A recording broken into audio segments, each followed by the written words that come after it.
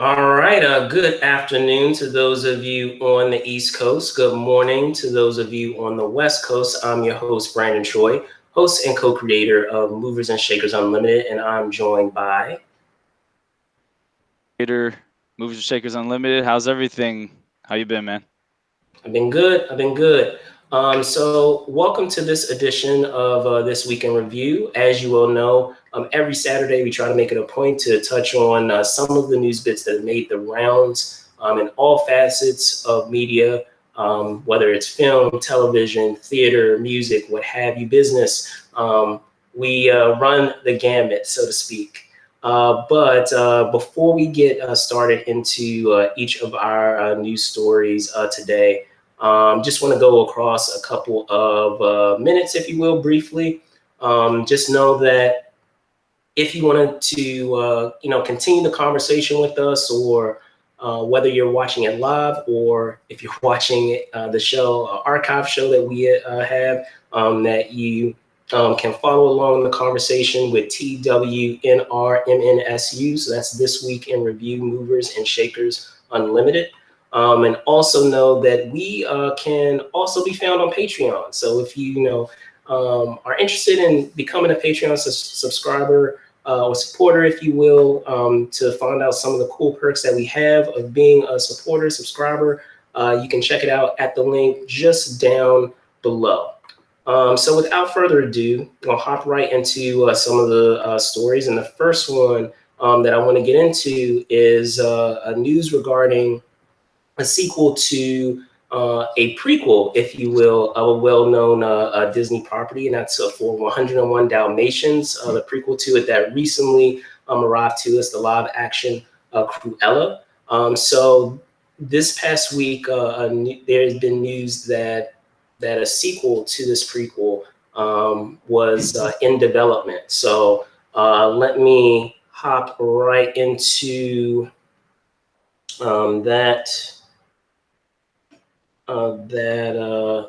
article that we received.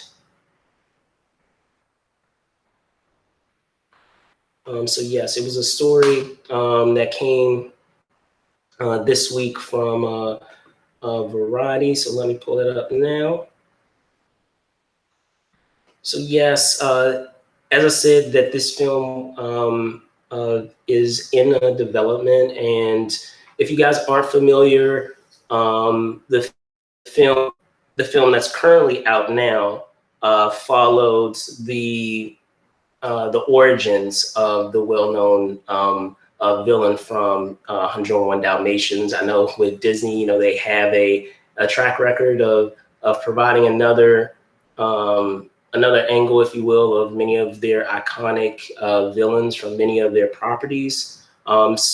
But considering how well the film did, because based on the news that we have here in this article, the film did better than anticipated. It opened on the 28th, and in that time, it has earned 32.4 million domestically and 48.5 million worldwide.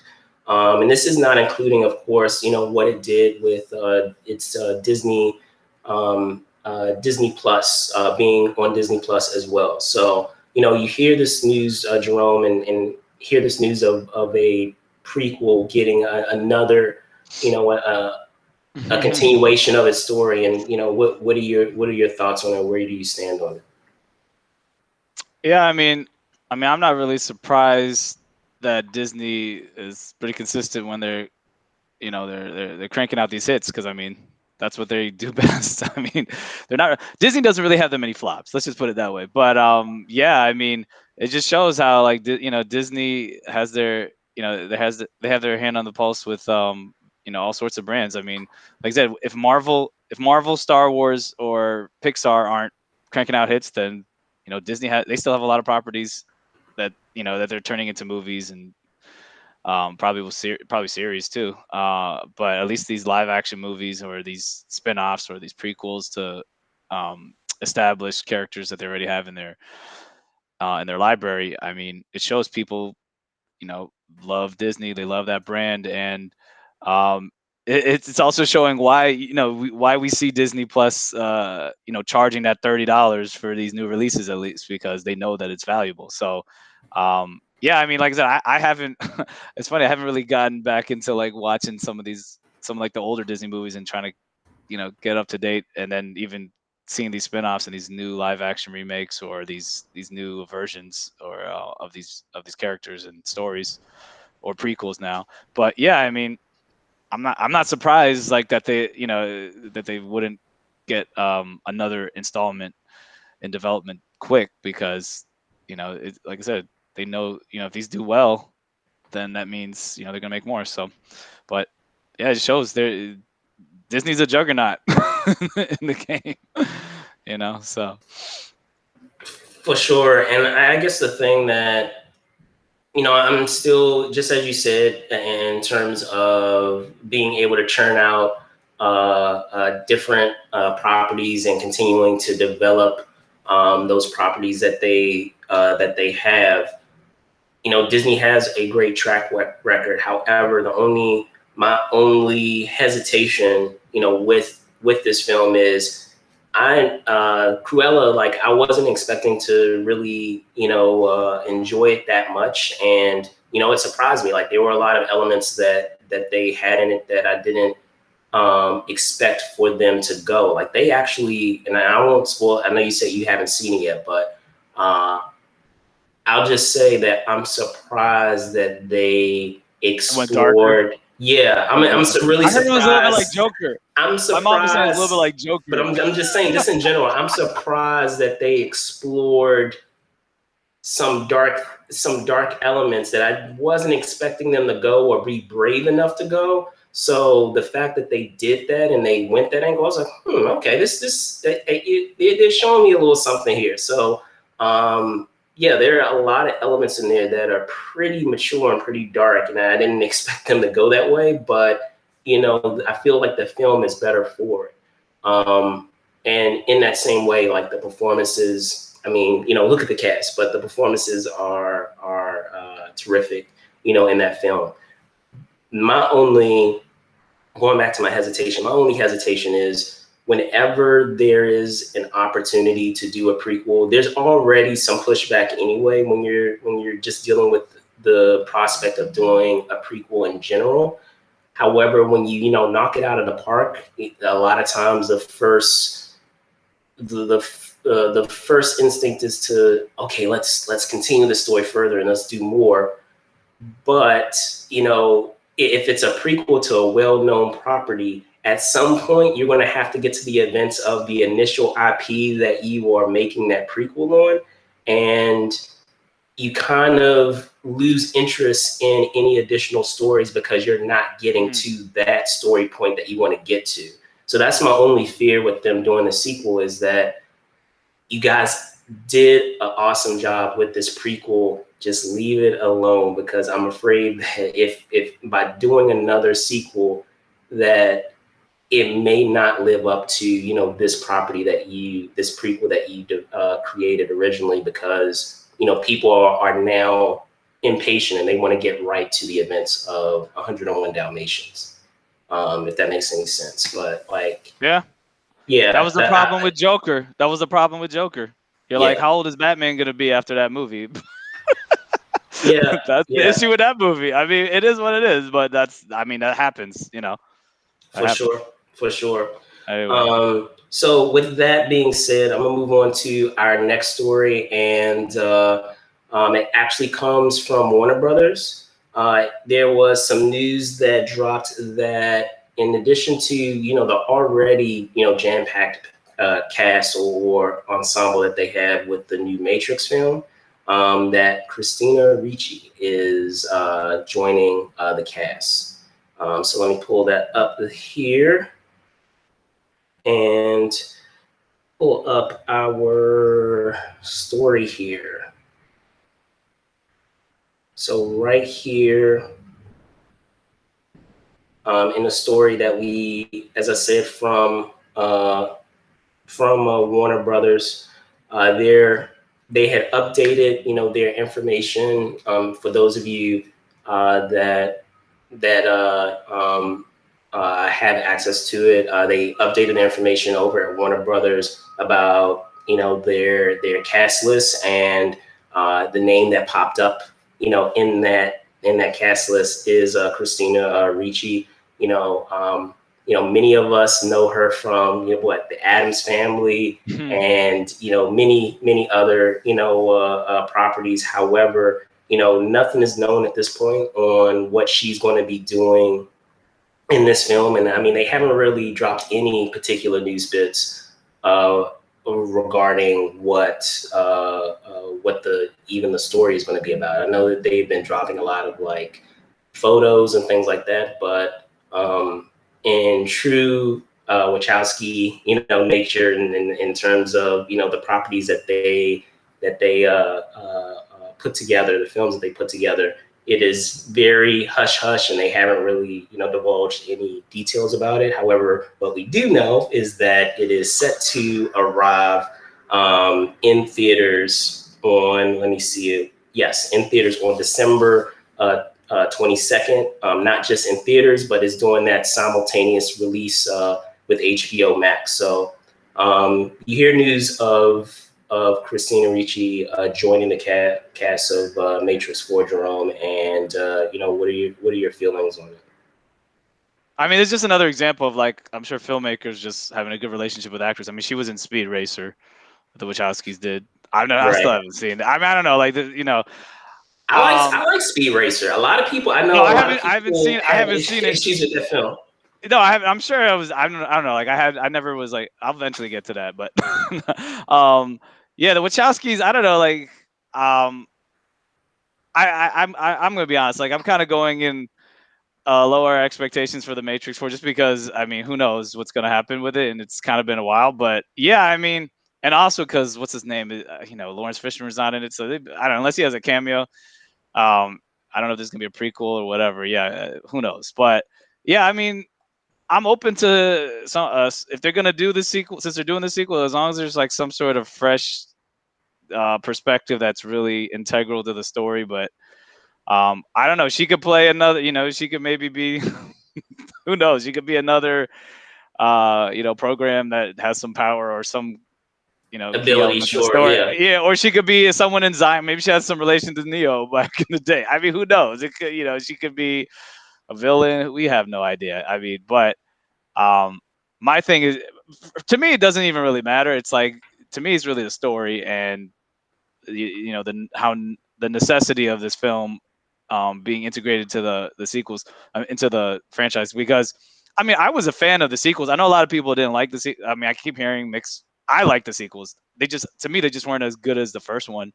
But that's the thing. It's like you're always trying to compete with, well, at least in that franchise, you're trying to really compete with the original film, which is really high standards. So it's kind of hard to even try to live up to those expectations. So that's that's the only Yeah. thing I'm really looking at. Like, if they can make a movie that's at least like close to being as good as the first one, then I'll feel like, all right, it's worth my while. Kind of like, or at least, even though I know probably it's not going to be as good as the first one, just at least kind of close. Then I'll be okay. Or at least to me, it's like at least at the Terminator. What was it? What was the last one?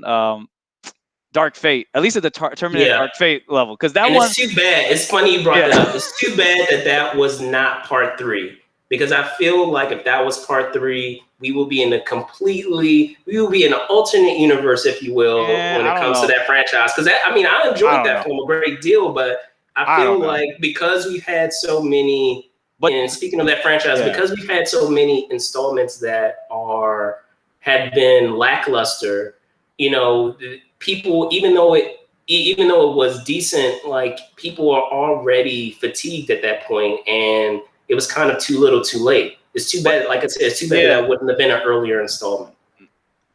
No, I mean, but no, but I mean that's another conversation. I mean, the reason I still think that movie couldn't be as good, or just could, it's because they were just basically remaking Terminator 2. I mean, that's basically what it was. Just, you're never gonna be as good as Terminator 2. I mean, that was really the movie that set the franchise to another level. But I mean, that's my opinion. But yeah, it's like I almost felt like for that franchise, it's like if they had that if James Cameron's involvement was at that level with like maybe Terminator Salvation, at least you have a different story, you know. And I still like Terminator Salvation, but it just, like I said, it's just not at the same level as like Terminator 2, you know, or the first Terminator. So that's the thing with the Matrix. It's like I really liked Matrix Reloaded. I thought that was cool how they went into the, you know, the idea with the architect and there's different versions or whatever of the one and all that stuff. And I liked the cliffhanger and everything. But like I said, it just still wasn't at that level where you're like, wow, the Matrix is this amazing world that is virtual reality and then people are slaves and the metaphors and all that. And then with the special effects, it's like, you know, that's almost kind of the problem with movies that are so amazing the first time around, where it's like the sequel doesn't even have a chance to live up to it. You know, Sure. that's the only issue. You know, it's like there are very few Yeah. franchises where, to me, like the sequel is better. Where, you know, like Terminator franchise, at least the second movie. Obviously Christopher Nolan's Batman, his version of the Batman, Alien. Like I think Aliens is better than the first one. You know, there's very few though. I mean, you could even say Godfather Part 2. I mean that's kind of debatable, but whatever. I mean, um, but a lot of times it's usually that first. You know, there's a lot where like the first one is really good. Oh yeah, X-Men, X2, X-Men United. That was to me that was better than the first one. Spider-Man 2 is Yeah, better than Spider-Man the 2, first exactly. That's another one. Spider-Man. And That's like one of the best Spider-Man movies ever. Yeah, Captain Fight America. anybody Captain fight me America. on that. Captain America. Anybody. No. Spider-Man 2 is probably like the best. Probably the best one. Other than what is it? Into the Multiverse, like or Well, the into last what is one it? was also good. Into the Spider-Verse. You know, that one was really awesome, but still, I'm sorry. Spider-Man 2, the Raimi Spider-Man 2 is my like pinnacle. Far From Home, I thought is up there too. But yeah, Spider-Man 2 set it off though. They really set it off. So, So but yeah, that's just the issue with sequels. It's like it's very careful. Like it's almost like it's almost like you have to make your first one like an origin story that's like lower budget and not as advanced. There's, you know, usually that's the case. Like if it's lower budget, like I mean, the Terminator was a great idea. It was a low budget movie. It was amazing, but then James Cameron took it to the next level in the sequel, and you're like, okay, wow. And it's not only special effects, but just story and everything. But then same with Aliens, taking it to that next level, expanding on it, and yeah, with Spider-Man, you know, you have a more compelling villain in the second one. So, you know, it's hard. I don't know how many like fourth installments are better than, I mean, besides like Avengers. And that's different. That's different than because that's right. MCU. You got to put in a total separate category, because really you can make the argument like that's all part of that's like its own franchise, and you know they can do a lot of stuff. So, but in each movie, in each installment. But yeah, it's going to be interesting. That's really just all what I'm looking for. I could care less if Christina Ricci. You know, you could have the best actors in the world in this. That doesn't mean that it's going to be a great movie. So we'll see. But I still will check it out.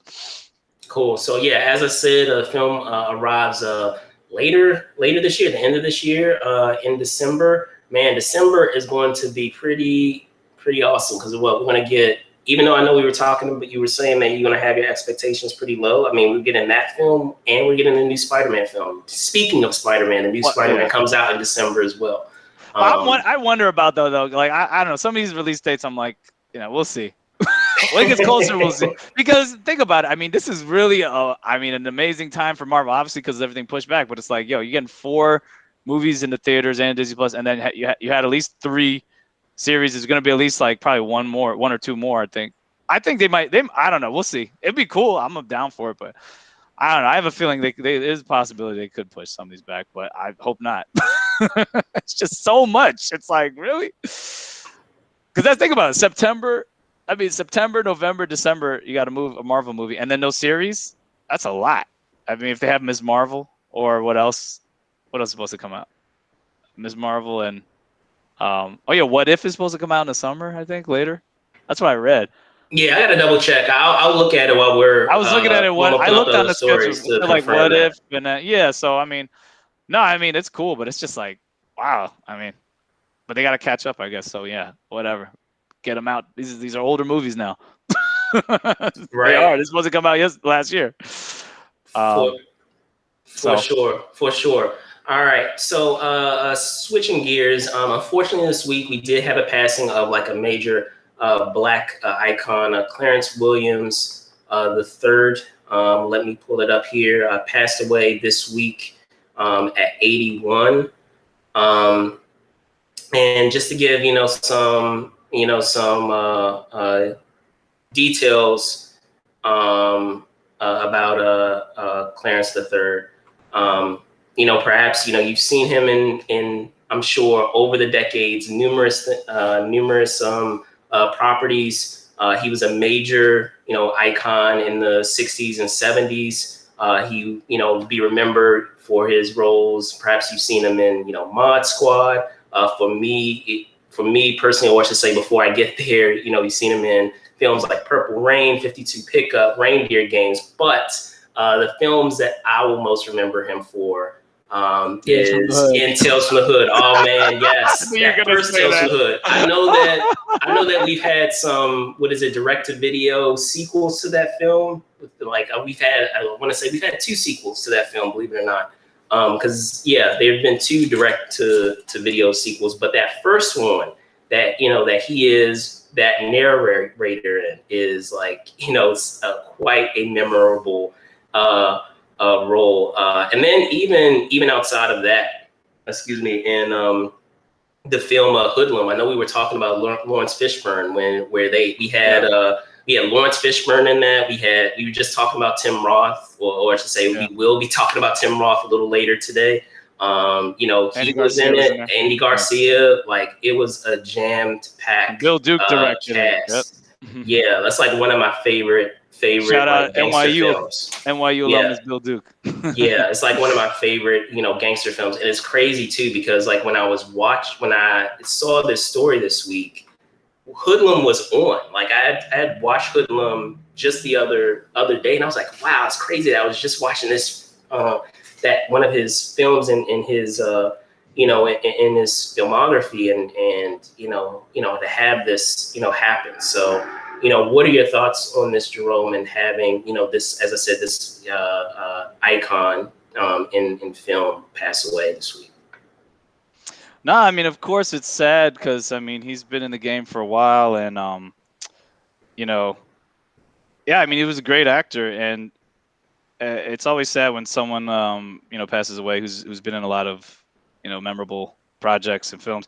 I'll say, I mean, for me, of course those are some good examples, but now for me, like I think the movie I liked him the most, and even though he didn't star in, he was in American Gangster. Is Bumpy Johnson, and he was Denzel's mentor, Frank Lucas's mentor. I mean, obviously, you see that whole Forrest Whitaker show. Was it Godfather of Harlem? That's like the prequel. That's basically like the prequel to American Gangster. I mean, that's he was an incredible actor. I mean, it's crazy also seeing how how Hollywood has changed from. I'm sure from when he got in the game, and obviously there needs to be a lot of progress. But a lot of these older actors, especially in the minority actors, I mean, they paved the way for a lot of people now. So a lot of actors you see now, I mean, they stand on the shoulders of some of these these legends from back in the day. So, but yeah, I mean, Mod Squad. I mean, shoot, they remade that into a movie. I mean. It's also funny seeing some of these actors who they might have been well known in other to different generations for different stuff. It's always funny seeing that. It's like you like Tales from the Hood. I'm sure people were big fans of like Mod Squad, or I mean he was in Sugar Hill with Wesley Snipes. So it's like he's been in a lot of stuff. So it's like depending on what you like, you might see someone like him in there and you're like, oh yeah, I remember him from that. But for me it's like American Gangster, man, because to me that's my favorite gangster movie. That's one of the top ones for me.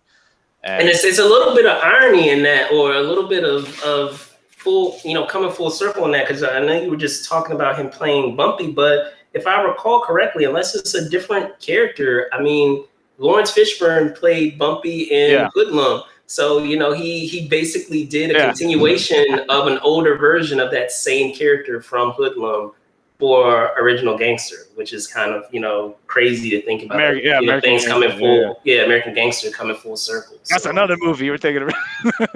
All these gangster films, man. But and thinking about that, thinking about that film, he was playing essentially an extension of that Lawrence Fishburne character that, you know, he was having butting heads with in Hoodlum. So, And also, it's like, it also shows there's only like now, as some of these actors have gotten older, yeah, you know, some people can play that role, but like there are only like a few like well-known, like talented, like, you know, African American male actors who could like probably play a role like that time. I mean, for of sure. course, like Morgan Freeman's like the go-to guy. Exactly. Has It's like that presence. it's like Morgan Freeman is like that go-to guy for like so many roles to be the old wise guy. You know, like he could play Yeah, God. He yeah. played the president several times. I mean, he's that guy. But it's like there's only. I mean, you know, Denzel's getting older now. He could, you know, he could play sort of that role. I mean, he can. But you know, there's a certain, you know, like if you're gonna have someone who's gonna play Denzel's mentor, you know, there's not that many actors you can look to, like for that story. So it's like, you know, he fits the bill. But he did a great. You know, he's amazing in that, even if it was a small part. But yeah, it's sad you know, when you hear about these losses, but you know, at least he had like a Definitely. longer life than, you know, some of these other stories of people dying. So you got to cherish Yeah, every day. yeah, for sure. So, you know, switching gears on a lighter note, there was a news bit that made the rounds in the world of theater. I know it's kind of crazy to think of you know, theater stories, you know, considering how the last year and a half has been, and how how that industry has been drastically affected. But it's slowly making a comeback, and returning to, you know, in returning in the manner in which we're accustomed. But with that being said, there was a story that that made the rounds this week, and that was regarding Phylicia Rashad. So she will be returning to Broadway in a production known as Skeleton Crew. So, you know, Phylicia Rashad, you know, if the name sounds familiar, you probably best know her as Claire Huxtable in The Cosby Show. However, she received a Tony Award for her performance as Lena Younger in 2004's A Raisin in the Sun. Yep. So, you know, this will, you know, mark her return, as I said, to Broadway. And just to talk a little bit about, you know, this project, it basically will be a play or a story that's set in 2008, according to the story, in 2008 Detroit, where a small automotive factory is on the brink of foreclosure, and a tight-knit family of workers hangs in the balance. With uncertainty everywhere, the line between blue collar and white collar becomes blurred, and this working family must reckon with their personal loyalties, their instincts for survival, and the ultimate hopes for humanity. So, in thinking of, you know, the supreme talent, and the thing that's pretty cool about this, and, you know, talking about this story, I myself have been fortunate enough to act opposite of Miss Rashad years ago, here in the DC metropolitan area, with the production known as Blue, that we had at Arena Stage, and it went on to do, you know, other things as well. And, you know, despite it's crazy to think, like, with the supreme talent that she has, that she is such a down to earth, you know, person, and a person to be around, and such a warm person as well. So it's awesome to see that outside of perhaps the iconic role that she may have had on television, that as the time goes by, like, she's continuing to, I feel, get her due that she has uh, uh, long been deserving of. But I mean, that's just my personal opinion. You know, Jerome, you hear this story, and you know, what are your thoughts on Miss Rashad returning to Broadway with this new production? Yeah, I mean, she's been in the game for a while. I mean, she's a great actress. I mean, and it's interesting now, like how, I mean, now Broadway is finally opening up, and you know, I know there's some theater owners like that. Andrew Lloyd Webber, I think in UK, he's like in the UK, he's like, hey, we're opening when when by this date, and he's like, come arrest us if you want to close stuff. Like, it's sad because in Broadway and just the the theater world, they've really been hurt so much. So it's good to see like these productions starting again, and hopefully it can get back to its full capacity. But yeah, I mean, she's been she's like for TV. I mean, she was a legend. Been on the Cosby Show. I mean, she's in the Creed franchise. She's been in a bunch of stuff. And like I said, you worked with her. I mean, goodness, man. Hey, we got to call her up, do a project or something. I was like, hey, Brandon, yo, hey, when you call her up, call up Daphne Reed. We'll get 2 TV.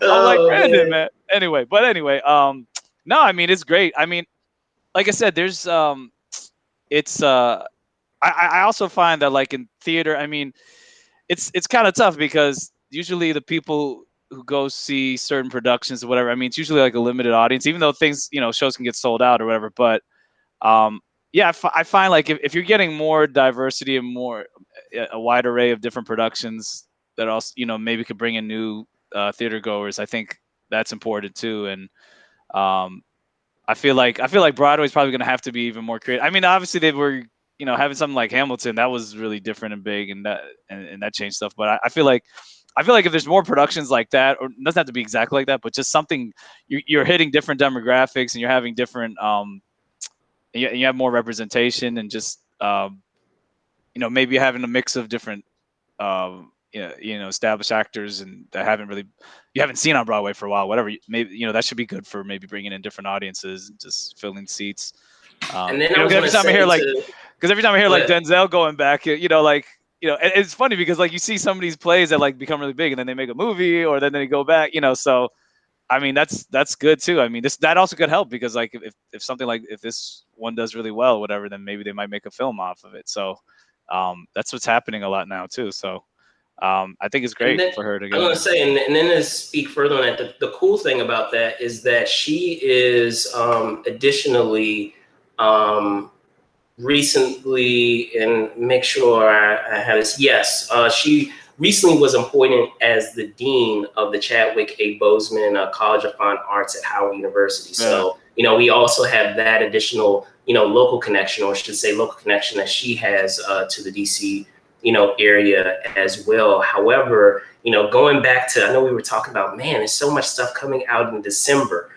So I didn't mention this before. This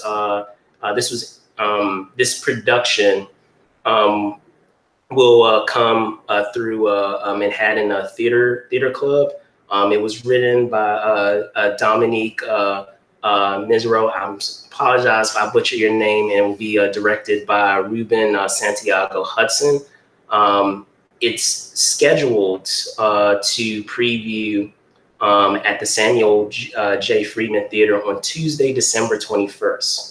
So I know we were just talking about just before of December. I think we just said December 22nd, right? With Matrix. So we have all of these things coming out in December. Something weird about December that everyone wants to release at the end of this year. But yes, it previews December 21st with an opening night on Wednesday, January 12th, 2022.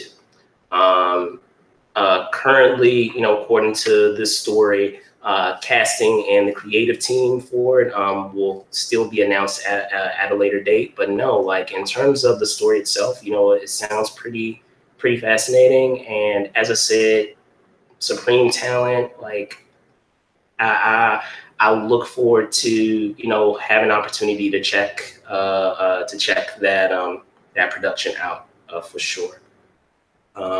So with that being said, switching gears to another story, and that was surrounding J.Lo.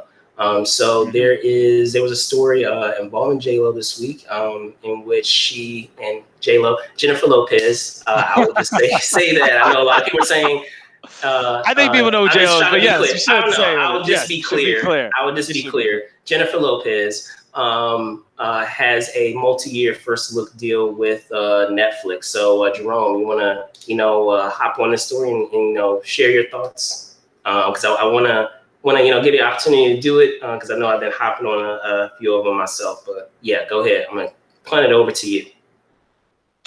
Yeah, I mean, it's another example of Netflix is trying to gobble up as much talent as possible. So I mean, it's no surprise.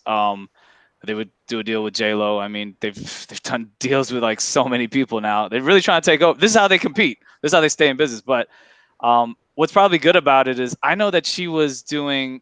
I don't know who's. Well, I would say it'd be interesting to see. I'd have to read it, look into it again. But she was supposed to be one of her next projects. I think she's supposed to direct because she's playing that.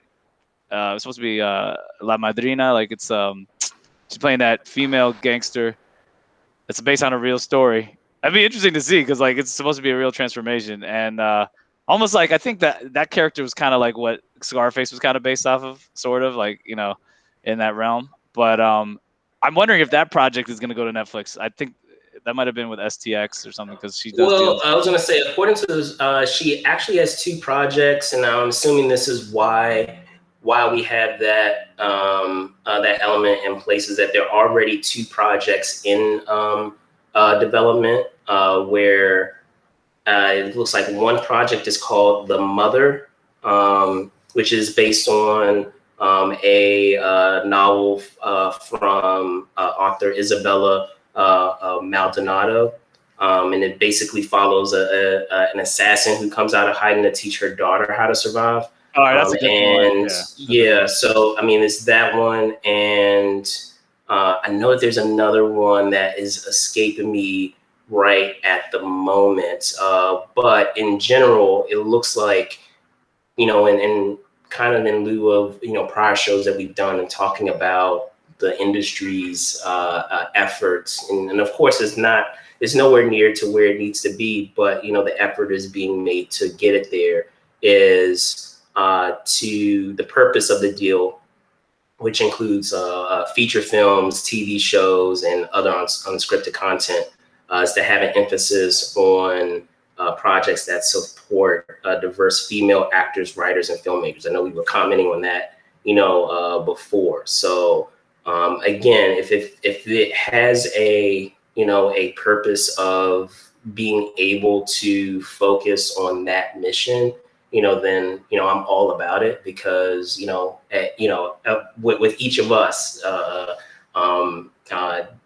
representing that diversity, it would be great to continue to have other figures that are being provided the opportunity to get their content out there, to get their projects out there, because it's already difficult enough just as an artist in and of itself to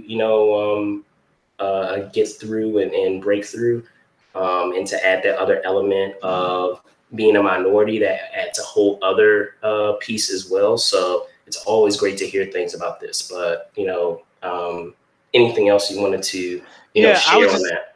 I was just gonna say I think also another. I mean, no, that's great, and I think she's probably gonna give more opportunities to either minorities or female filmmakers, because like she purposely, that's one of the reasons why when she did Hustlers, I mean that was almost all female crew and everything. I mean the female director, writer, she co-produced it. So like she's all about women empowerment and obviously helping, doing stories about the Latinx community or Latinos, Latina, whatever. Yeah, however you guys what terminology you want to use. But I also think another reason she's probably going to Netflix, of course, because she's an amazing entrepreneur too, and she has all these different properties. She's been successful in so many different areas, from obviously from films to music to being a judge on American Idol, like, and having that dance show or whatever. I'm sure there'll probably be some. She's probably going to have a mix of stuff like that they're developing, like you said, unscripted and scripted. But also, I would also say that because what Netflix is good at doing too with a lot of these filmmakers, showrunners, and actors by doing these deals is like they give these actors and filmmakers a lot more freedom with the type of work that they want to produce, because it's Netflix. You don't have to worry about box office as much. So Right. I'm sure she's probably going to try and do these passion projects that she wasn't able to do anywhere else, so it's harder to do. Um, like with Martin Scorsese, like nobody wanted to, nobody was going to make The Irishman because it was like too expensive, and Netflix is like, no, we'll do it. That's fine. Whatever you want, we'll do the de aging. Like if they didn't come in, that movie would have never been made. And Scorsese was like, even he's struggling. So it's like, you have Shonda Rhimes with her big deal, Ryan Murphy. I mean, you see what Shonda Rhimes is putting out. Like, I haven't seen Bridgerton, but like that's a totally different show that I don't know any other network would have probably made that, even for someone like Shonda Rhimes, maybe. But that's a interesting type of show that she's able to do on Netflix. So I'm assuming, I mean, I don't know for sure, but I would assume that J.Lo is probably going to get some of these passion projects out that maybe she wasn't able to do elsewhere. And, she could still make deals elsewhere for other projects, but maybe some of these projects that were harder to develop um, at other studios, she'll be able to do at Netflix. So that's great. I mean, she's an amazing businesswoman, and all power to her. So I'm looking forward to it, what she does. For sure, for sure. And just to switch gears from that story and talking about opportunities for creators, there we did have another story that we received this week from Instagram regarding the fact that there will be a new feature for creators, and that is essentially the ability for creators to earn commissions on shopping referrals. So let me pull that up really You should link really it for quick. all the restaurants you want people to go to. All right. these restaurants you tell me about, I'm like, yeah, you should add that to your. Maybe we need to add it to ours. But anyway. Yeah, right. Yeah, all those restaurants, I need to start dropping them because y'all need to holler at me because I get drop so much business to you guys. Yeah. So Especially a lot of these companies that you'd be surprised. That have like no follower. They have a small following. It's funny. Like if I would go to like if I would shout out a certain restaurant, like a more smaller one or semi-regional, um, I usually get like, "Oh, thanks for shouting us out," and I'm like, yeah, they barely have any followers, so they're loving me shouting them out. But yeah, yeah, man, so that's but why. yeah, hopping into that story. So last week they had an event, Facebook and Instagram. They had an event called Creators Week, in which they talked about some things that were coming in the coming year. And one of those things that they talked about, as I said, was this feature. So in to talk about it further. They're testing this is Instagram. Instagram will begin testing a native affiliate tool. And let me share the picture of it here in our article. So as seen up here, so you can see, and I know it might be, hopefully it's not too blurry, try to make it as unblurred as possible, but essentially the way that it's going to work, as I said, is testing a new tool, which will let creators earn commissions for purchases made by followers based on their recommendations. Sellers set out their own commission rates, and affiliate posts will be labeled eligible for commission, so users know their purchase will support the creator. Now you hear about a tool like this, and the potential for what it can do for creators and providing an additional revenue stream, as well as the potential for the businesses themselves and partnering with certain creators. What are your thoughts on this? The potential of this partnership. I'm surprised this is just happening now, because this has been happening, but it was more like an influencer would like just team up with a brand and then they have their own code or whatever. But this is good that they're actually making it just easier and available for anyone who builds their audience on Instagram. And it's another reason to go to Instagram and stay on Instagram. I mean, other platforms are going to have to copy and do the same exact thing. I mean, I don't know if any other one is doing it right now. Maybe not. But Instagram is like one of the biggest platforms that people go on anyway. So um, it's going to make other companies probably step up their game. But yeah, it's great if it's another way to like make extra revenue and allow like I said, more people to have an incentive to go on Instagram and build their audience and you know get well known, build their brand, and then if they have followers that are true fans and like what they like, they have a good chance. There's a good chance they're going to buy these products or they'll go to these companies. Um, it's just only thing that would be interesting. We'll see what happens. Is like hopefully they have more of a soul and don't try to keep decreasing whatever the percentage is, because that is the one thing that I've noticed with some of these companies. It's like after they get bigger, more people start using these different monetization methods. Then they start making it more difficult to monetize, and then they try to make it like they try to cut down the percentage, and it's just like, all right, come on. Not gonna mention any names like YouTube. But anyway, it's all good though. It's all good. But yeah, no. I get you. Spotify. There is a potential there for a good give and take there, and hopefully in doing so, that, as you said, there is a fair accommodation made for the efforts of that creator. That's let's be honest, um, putting your product in front of their audiences, and audiences that they have worked hard themselves to be able to build. So there's a not only there's a trust element there because of how hard the creators themselves have worked to develop their audiences, and now you're asking them to have that product presented to those audiences. So there definitely has to, just as you said, has to be a fair give and take there. But with that being said, I want to keep it moving, because there are a couple of other stories that we're also going to get into. And this story actually was on Instagram over the course of this week from rocker director Rob Zombie, and talking about a film that he is excited that he will be directing, and that will undoubtedly be the Monsters. Excuse me, I'm about to say Monsters. The Munsters Reboot.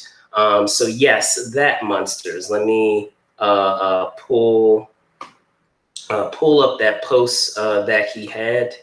So yes, in his post that you can find on Instagram, he said, "Yes, attention, boils and ghouls. The rumors are true. My next film project will be the one I've been chasing for 20 years, The Munsters. Stay tuned for exciting details as things progress." So you hear about this this property, and I myself, this property is far older than me. I would say it's a property that my parents enjoyed a great deal on television. So Yeah, I think my mom did you too. you hear about this marriage, so to speak, of this IP, and the style of Rob Zombie, and thinking of other projects that he's done, whether it's been Halloween or whether it's been what is it, the House of I believe it's House of a Thousand Corpses. Yeah. That franchise and those sensibilities, and how this IP can be modernized, and what are your thoughts on that? Like I said, on that marriage happening and what the possibilities are. Yeah, I mean, like I know you're more of the horror fan than I am, even though I do like a Yeah. decent amount. I do like a decent amount. I know you put me onto some some hilarious ones though. But yeah, I mean, no, I always think it's interesting when they have you have something that was maybe around a long time ago. Maybe you have older audience. Maybe they remember a TV show or a movie a certain way, whatever, and then a new generation can see, maybe could get more interested in what the original version is if they see a really good updated version. But I think it works. I think it works when like if somebody remakes something, but then there's a real good reason and story to adapt in modern times, and it gets a fresh perspective or flavor, but then still paying homage to the original. So I mean, I don't know. Like like I said, I wasn't really the biggest fan of the Munsters. I really didn't watch that show, and I mean, I've heard of it, and I know my mom. I think my mom, she was probably more of a fan, but yeah, based on that, it's like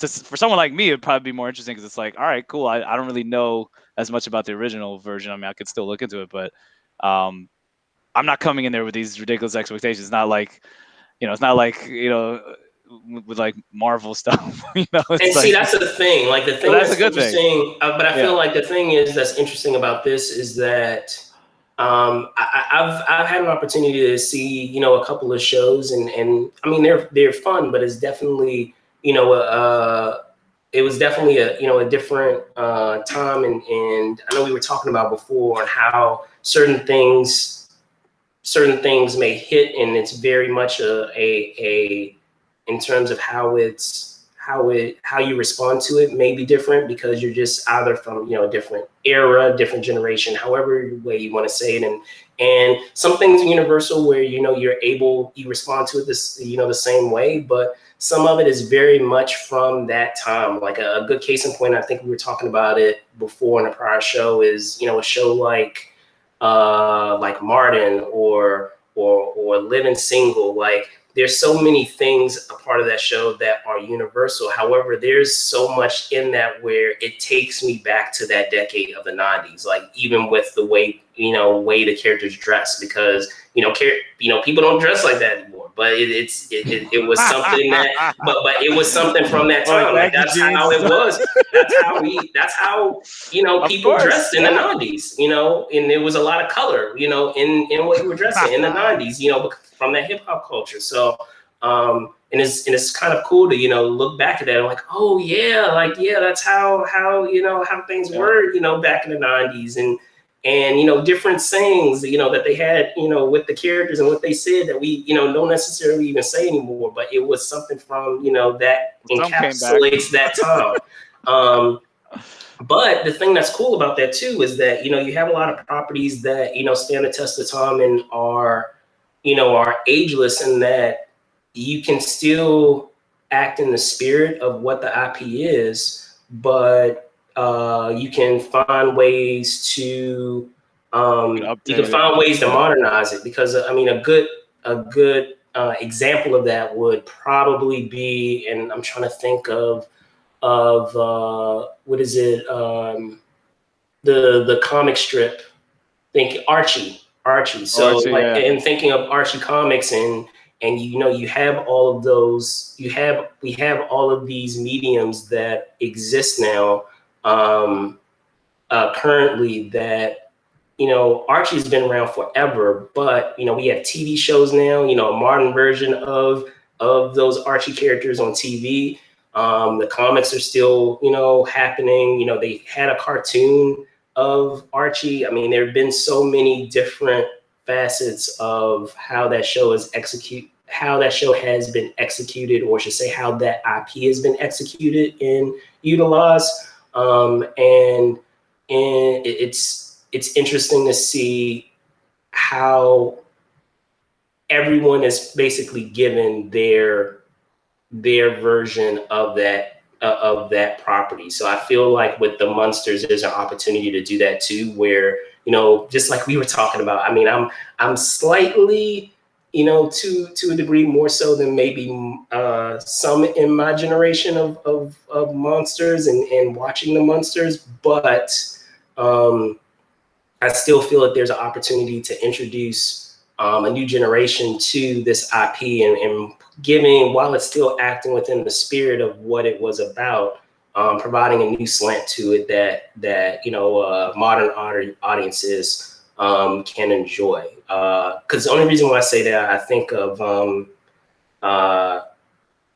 artist, Dan Perrin, and again talking about Archie because he works pretty extensively on the Archie comics, and I had asked him like when you are a guest at various cons, what has been fascinating to you, and not to quote directly, but just to paraphrase, he had commented on how it was interesting to see how different generations have been pulled in from different facets of how that IP has been utilized. He told me that perhaps people that are our parents' age would come by and talk about the comic or the comic strip, or they would talk about the cartoon, and maybe their kids would talk about the show, and there would be kind of like this interesting dynamic that would happen where the parents were like, well, that's actually based on this comic book that I used to read years ago when I was, when I was your age or when I was a kid. So, it's this interesting dynamic that happens from generation to generation, and how that has allowed every demographic, age to have their own, to have an Archie for them, so to speak. But moving I would say onwards. Yes, go ahead. I'd say one example too, like I mean, obviously it's more comic to film, is like Iron Man, because I remember when I was reading the Iron Man comic, I was like, it specifically was for like, he was in Vietnam, he's in Vietnam, he gets captured by the Viet Cong, and Yeah. he creates that suit of armor, and he leaves. And I always remember Iron Man like that, but like that was because of that time, it made sense and everything. But they updated it fine, in the movie. And I remember the like, cartoon. I don't know if those of you out there. I remember when, and this is really taking it back because we can't. I miss my Saturday cartoons, and we don't really have it anymore on regular TV. I mean, yes, we have it on cable, but I'm talking about like Fox Kids, or on ABC, on NBC4, on Fox 5. Like, they used to have a lineup from like 6 a.m. to 12 of just a lineup of cartoons that would come on every Saturday morning. And I will never forget that. And you guys can drop it in the comments and let me know if you remember this, but they used to have early in the morning, they used to have Iron Man, and they used to have Fantastic Four. And they even had, I'll go really obscure with you guys. They used to have the Phantom too. So I like remember that one. what's his name? They used to have all those cartoons come on early in the morning. And I used to go to sleep try to get to sleep, real early on Friday. So that way, by the time Saturday morning hits, like I wouldn't miss those cartoons, because I would watch it, right there at the top of the morning, all the way to the middle of the day. That whole lineup where they had X-Men and Spider-Man and all of those, awesome cartoons. I mean, Batman Beyond. Oh man, like WB, when they had their cartoon lineup, the Jackie Chan Adventures. Man, I could go on and on about all the cartoons. I took a break. I only had a few shows, but man, you watched all. Man. Brings back some memories. But yes, no, I get you. I definitely get you. And There was also after school cartoons too, man. We talk about. I mean, a lot of those Ninja Turtles or whatever. There was like. But I mean, a lot of those same cartoons would come over. I mean, even thinking of like Batman the animated series, Batman would be in the evening. Exactly, yeah. Man, I hope they need to get Batman, like, go to that level. Those guys should make a Batman movie. I always thought that. I don't know why that never happened, but whatever.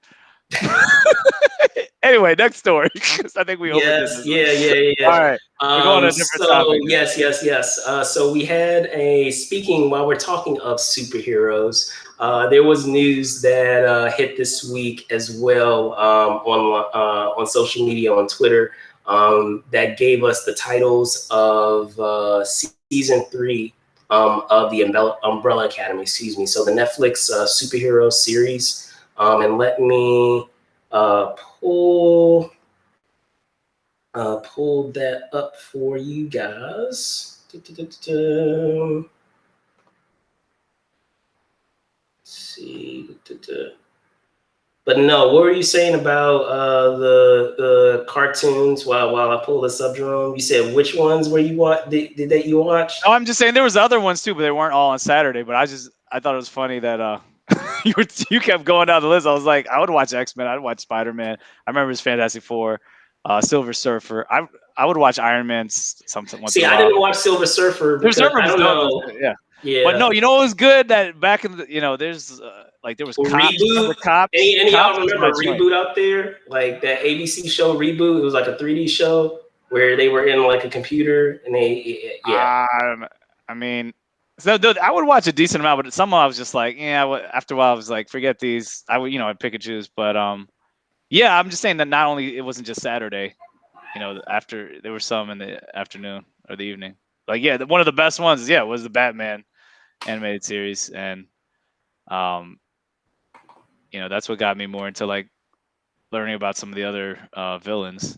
I was like, yeah, how come they didn't put these in the movie? For So, sure. For sure. All right. So let's see, because looked like it got away from me. I'll pull it up now. So yes, because I want to be able to pull up that specific picture that we had on Twitter.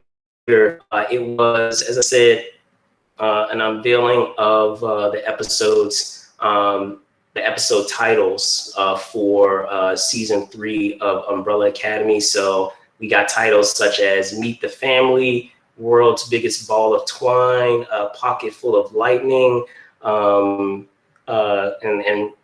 forgive me if I'm butchering this because it looks like some of these are some German pronunciations. So Kugel Blitz, Kindest Cut, Marigold, Ut, Wiener Siehen, and Wedding at the End of the World, Six Bells, and Oblivion. So let me see if I can pull this picture up for you guys in one place. Because as I said, I want to make sure that you guys have it, even though, as I said, I'm doing my best not to butcher these pronunciations of the titles.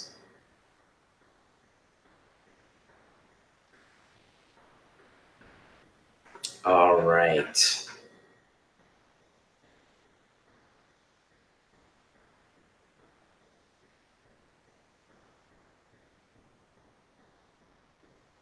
And while I am bringing this up, there are a couple other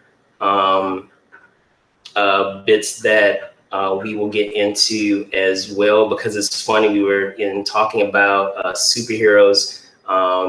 There was a confirmation that happened regarding one of the shows, one of our MCU shows, that, funny enough, was talking about it last week.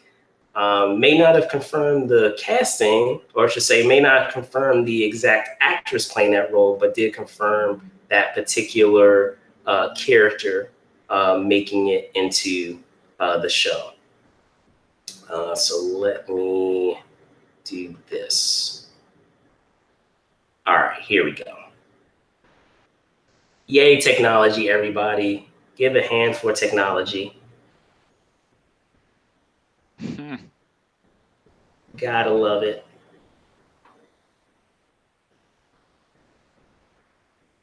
You just bringing up the title. No, we got it. Hold on one sec. Okay. Here we go. All right. So yes, as I said, on social media, over on Twitter, they had a breakdown of what those episodes would be, and it came from Netflix, Geeked. But it has the breakdown here of what those episode titles are. See if I can click it so we can get it a little bigger there so you guys can see it. There you go. So Jerome, I know you said that you didn't really have Are you caught up on Umbrella Academy completely, or this is your thing, man, because I haven't even watched the show. So I was like, hey, you could take this one, Ben. So, dude, like, yeah, like this, I would say, because I think you were telling me that you hadn't had an opportunity to see it just yet, and No, I haven't I mean, watched it yet. I know that you know, enjoy. From what I understand, you enjoy Guardians of the Galaxy. Oh yeah, of course. It has very much a element of that where you have like this ragtag group of individuals that have abilities, and it has a really like unique sense of humor where you have all of these characters. I want to say that it's almost like if we were to think of like an amalgamation of certain shows, that it is an amalgamation of perhaps like Guardians of the Galaxy and maybe Fantastic Four. So like the characters are not are uh, they were raised together, and they each have unique abilities of their own. Um, However, they, based on in that kind of Guardians of the Galaxy slant, like and even though they are a family and they know each other very well, I want to say it's because they know each other so well that there are all these interpersonal um, relationships between all of them, where they each have these issues and in these elements to each other that they have issues with, as any family would. And in the process of their dysfunction, they manage to each season to save the world in some type of way. And there have always been interesting and unique angles as to what has caused the quote unquote like end of the world set up each season. And so that element has been very interesting. Fortunate enough, I was lucky enough to be able to moderate, some of the cast. What was it? A couple of years ago, before season 2 had aired, and just talking about how they were able to develop the I guess you can say the chemistry between each of them. And it's interesting. A lot of times, just as they were stating, in that panel, a lot of times you'll have like, table reads, and for those of you who aren't familiar out there, and talking about table reads is basically, just as it sounds, you have the cast sit down, they have a script in front of them, they read each of their roles, and it kind of allows, without being in front of a camera, allows that the cast to kind of get a feel of the dynamics between each of them, by being in the same space there. So it was interesting in him talking about, yeah, like there were elements of that. However, much of it we just, I don't know what it was. We were just able just to click. So, sometimes you have those unique situations where casts or different or ensembles, for whatever reason, they just click. Some of it is just something that you aren't able to really define. Is just something about the energy or the dynamic between you guys that you just have a good read of each other. And it definitely seems that way, in this show. So hopefully, Jerome, after watching this, after we close off the show, you will get started, Well, on Umbrella Academy. I can't guarantee it right now, because there's a lot of shows I watch. Man, I don't think you could watch. No one can watch every show. So my time is limited. But yeah, maybe I'll check out a few episodes or something. We'll see. Yeah. I like being surprised. But there's a lot of shows on my list. Yeah, so like they introduced, like I said, they introduced a lot of cool dynamics. All the characters have unique elements, and the thing that I like about it is that, in true form of perhaps what you would see in a Marvel film when you have huge ensembles like that, is that I feel like they they provide each character their due to feel like they are bringing something to the table. So when the overall mission needs to be done to quote unquote save the world, like each of them plays a role in ensuring that happened, that mission happens. Like, even though I will say, and I'll let you watch it, Jerome, so you'll know what I mean. But I will say there is one character in there that I feel is OP'd enough where if in any other circumstance they could probably I would say two characters. For two characters, they have abilities that would allow them to solve the problem immediately. However, thanks to, good writing, they're able to kind of tiptoe around that and figure out a way to still have their abilities and have the story overall make sense where it's not a huge issue, I feel, to address that question, if that makes sense. So like if it was in any other situation, that would be your immediate thought process. However, because of the writing, they're able to get around that and to still allow each character to have their due. So definitely suggest for you to check it out. I'll Like I check said, out. Yeah, I'll when check you out. have a moment. And it's, as I said, it's cool to hear, all these titles of the different episodes of the season. I would rather have the actual season come versus just getting the titles of the episodes, but I will take what I can get. Have you seen Selena? Have you seen Selena? Have you seen Selena the series? That was good, man. see, now I'm in your camp. No, I haven't. That was so, I thought that was done well. camp. I'm just saying. There's a lot of shows out there, man. But yeah, I'll try to check. I'm just saying, like, we could go For sure. There's so many shows There's out a there, lot. man. There's a lot out there. So again, sticking within the superhero realm, just a couple. Well, it's been more than a couple of shows ago. So a couple of months ago, we did a story regarding an actress joining the She-Hulk Disney Plus series. If you recall, we had talked about actress Renee Elisa Goldsberry joining the She-Hulk series, and we were theorizing on who She might be playing, and we said, and I will make a correction here. So I know before we were saying, she may be playing Titania. From what I understand, her name is pronounced Titania. So Titania. The point is, okay. I thought it was spelled Titania. I thought it was spelled. Really? I thought it was spelled Titania though. Isn't it spelled Titania? I'm just saying. Some people saying Titania. Some people saying Titania. Wait, who said whatever the case may be, guys. In the new story, has something to do with titanium or something. That's what I don't know. Anyway, I mean, that's what I assume too.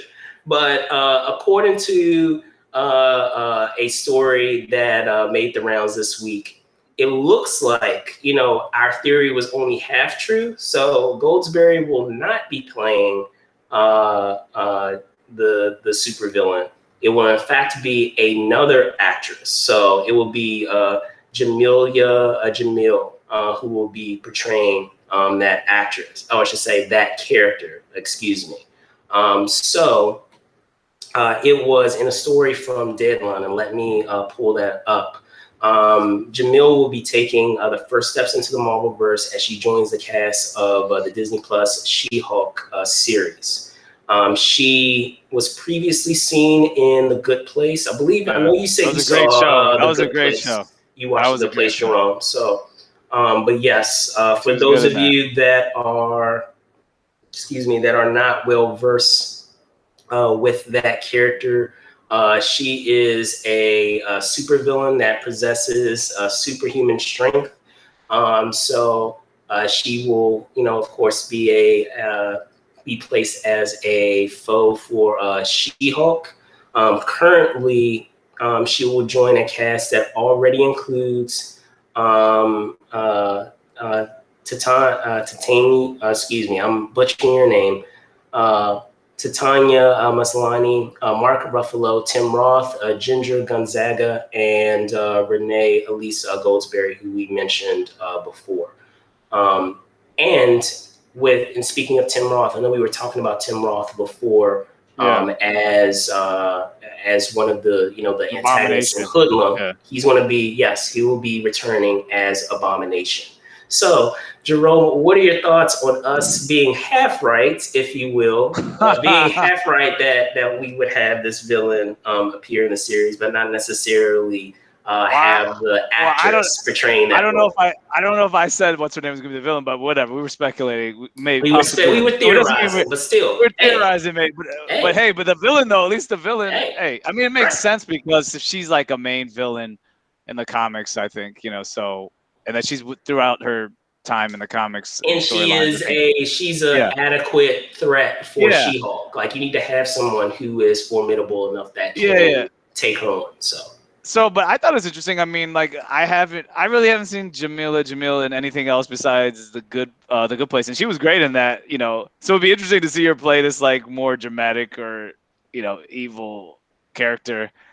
It'd be really, and it's also great how like I said, look at Marvel being, they're keeping it diverse. I mean, with the cast too, so that's cool.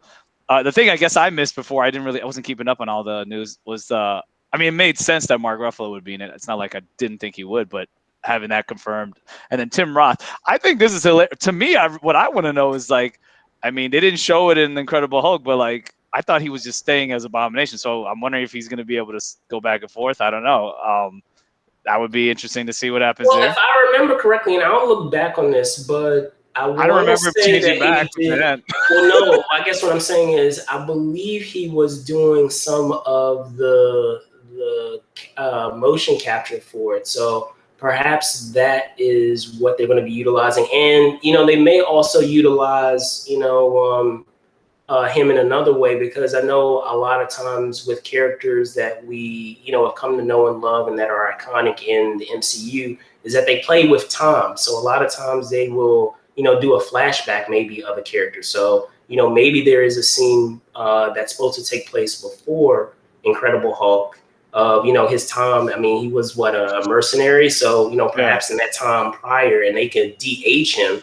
There was some time prior that they may look into before his eventual run-in with Bruce Banner later on in the Incredible Hulk movie. But I'm just saying, regardless. I mean, yeah, that's possible. But it would be interesting to see if like somehow, if that's the case, or if maybe he found a way to switch forms from being the Yeah, mercenary to about. So I no, don't I know. hear I you. mean, who knows? To me, I just haven't even been like really, up to date or thinking about it. And I kind of like that because I like to be surprised anyway. But it's gonna be, to me, it's just, I think it'll be interesting seeing like what's that situation that leads up to She-Hulk needing her cousin's blood transfusion and then becoming a She-Hulk. What I'm really excited about, and I'm sure they're not going to mention any of this, but if they have, like I said, some cameo where maybe she works with like Daredevil on a case, or like they intertwine it with Spider-Man. She's who knows. Like, to me, that would be really cool if there's some other character where she's representing, because she's a lawyer, and getting that whole having that aspect on there. So that's what I'm excited about with that show, and also like having another female character who's badass, and that's new because obviously they need to balance that out. But and also, yeah, how formidable is she as She-Hulk compared to the Hulk? I mean, obviously she's gonna be really strong, but you know, if they had a little tussle, like, who would really win? I mean, I'm thinking the Hulk because it's just a blood transfusion, but I don't know. Carnage is formidable with Venom, and I mean that's Offspring, but so it No, remains to be no, no. I seen. hear you. I hear you It for remains to be sure. seen. And maybe they'll bring the Red Hulk in eventually. I mean, I know what's his name is still around. Thaddeus General, Ross, yeah, and the actor, what's his name playing it?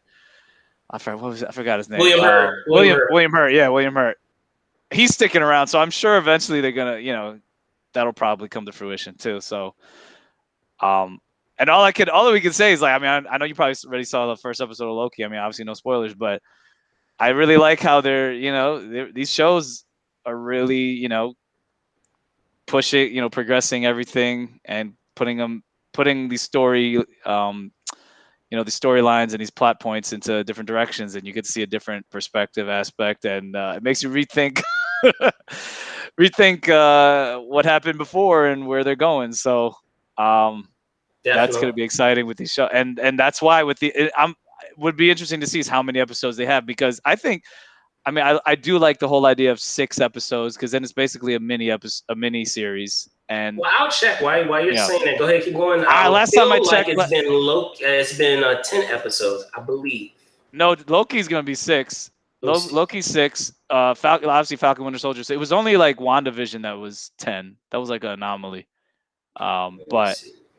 they're purposely doing this because, if you have too many episodes, then it bogs down the schedules of some of these actors, and they want to be able to have that flexibility to do other stuff. And if they come back, they have that. And also, it's a complete story if you think about it, because you can have some of these long seasons of shows where you're not really having. I mean, they're sort of complete, but it's not. There's always a cliffhanger for what's coming next. They can tell, like, they can have a defined, 3-act structure within 6 episodes. So it's almost like 6 acts or what, but probably they condense it somehow. But it's like more of a complete, finite story that still is, still leads to the next show or movie and intertwine that way Definitely. as opposed. So that's, I think, also what's been very persuasive in getting some of these actors who are in the movies to actually want to commit to a show. Because think about it, if they had like if it was like 15, 20, I mean, that's a lot of time you're committing to a show. It So is, but it's perfect. going back and I'm looking now. It is in fact 6 episodes for whatever reason, Yeah. and I'm thinking of WandaVision, That's the only perhaps one that like you was were more. saying, Yeah. that has extended. But unlike the other series, it'll be interesting too, because this will be the first series, at least thus far, that it's going to have an additional season. So unlike the other ones where it's kind of just a one-off, just I guess you can call it a mini series, if you will, where it's just those few episodes that we're getting. This one is the plan is for it to continue. So that is And it's a new actually, character. And it's a yeah, new character too. Like this will be the first one where you're introducing a new character with a show. Like that's combined, that's intertwining with the movies, as opposed to the Netflix ones, or the or Agents of Shield, or Agent Carter, those other ones. for sure, for sure. Oh. And that's actually a great segue, guys. So to close off this episode of This Week in Review, I just wanted to give you guys a reminder that tomorrow we will be doing a show on Loki. It will be the first of our shows on Loki, a discussion, analysis, if you will, of that first episode. And just as you can see down there below, the show will be called Emerald Variants, and it will premiere tomorrow, June 13th, at 11 a.m. Eastern Standard Time, 8 a.m. Pacific Standard Time. Each week we will have, some cool guest hosts joining us from all over. And each week, or I should say, on each of these This Week in Review episodes prior to that show, I will give you a heads up on who it is. So in lieu of that, this week we will have 2 of our own. I'll have con connoisseur Chris Pabon, as well as one of our reviewers and member of our team, Matt Nislonic, who will be joining us to talk about episode 1 and to dissect episode 1. So be on the lookout for that. As I said, it's going to air tomorrow live at 11 a.m. Eastern Standard Time, 8 a.m. Pacific Standard Time on our YouTube channel. So make sure that you are there to check it out. So with that being said, go ahead, Jerome. Yes. Wait. I know we kind of like missed one story, but I wanted to just put that shout out for the Ava DuVernay thing. Oh yes. Go ahead and Yeah, hop just into to, that, just to please. let Yeah, people know, because Go we're for it. all about like entertainment, film, entrepreneurs, Yeah, and stuff. go But we're for also it. about trying to let people know about opportunities. So I thought there was one really interesting story. I don't know if you could pull it up, but Yeah, I'm gonna pull it up. Go ahead. we always talk about diversity, inclusion, and bringing up opportunities for emerging filmmakers, actors, producers, writers. a lot of people talk about it, but I would say like, I would say I'm not saying Ava DuVernay is the only one, but like she's one of the few it seems that's actually like about it. Like she's doing something about it. So it was interesting seeing this article about her company Array. That she teamed up with Google to have this $500,000 grant to the emerging filmmakers who are trying to make their first film, their debut feature film. Um, this grant so they can finance that, and it's pretty amazing. And she's allowing, she pretty much like if you wanted to like say you get it, she's allowing her crew with that's a diverse crew at Array, which is her company, to actually help staff that. So it's great seeing people like that who are in the game. Let me pull that Yeah, up now because it's going to be yeah. coming up. But yeah, go ahead. Go ahead and continue. But it's just great seeing people like that who are established and like are giving these opportunities. I mean, I know we previously talked about how Issa Rae is taking over the next season of Project Greenlight, giving female filmmakers an opportunity. But this is a pretty significant one because I mean, it's already hard enough to try to make a movie. Anyone trying to make a movie, but especially like a first-time filmmaker. Like I said, I'm a filmmaker. I mean, I know Brandon too. You got ideas too, to do stuff. We both are. But just the hustle, the struggle is already difficult and raising the money. But when you have people who are like well known, like Ava DuVernay, you know, shout out to her. You know, I know Ryan Coogler's another one who's like he's helped out other filmmakers, and even the opportunity he got with Forrest Whitaker, like stuff like that.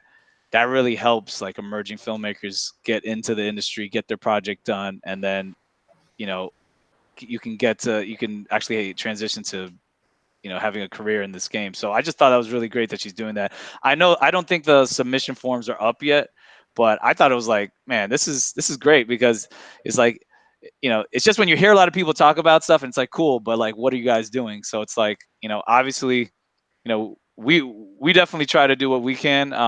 And obviously when we get to a certain point, I definitely like to give back, but I just think it's great highlighting people like that who are actually, doing something. And, it's definitely a great opportunity. So just definitely want to highlight that. So Yeah, definitely, for sure, for sure. So with that being said, guys, let me do this. I'm your host, Brandon Troy, host and co-creator of Movers and Shakers Unlimited, and I am joined by Jerome Bourgeois, co-creator, Movers Shakers Unlimited. And yeah, like I said, if you like the stuff we're putting out, you like the content, definitely follow, subscribe, and like us. Go to youtube.com, Movers Shakers Unlimited. Also, we have a Patreon account if you want to see the different levels of the membership perks that we offer. You can go to patreon.com, Movers Shakers Unlimited. Definitely on Instagram, you can follow us, Movers Shakers Unlimited there. Facebook, we have Move and Shake UNLTD, and on Twitter. And yeah, definitely like, follow, subscribe, and also give us feedback. Let us know what do you like us talking about, and if there are any stories you want us to talk about too. We can look into that also. So yeah, Brandon, yeah, if you for want anything sure, else for to add. sure. Yeah, definitely, for sure. Everything that fellow co-host and co-creator said. So yeah, you can find us on Twitter at Move and Shake UNLTD, on Instagram at Movers Shakers Unlimited, and of course we have the Patreon in which Jerome just touched base on.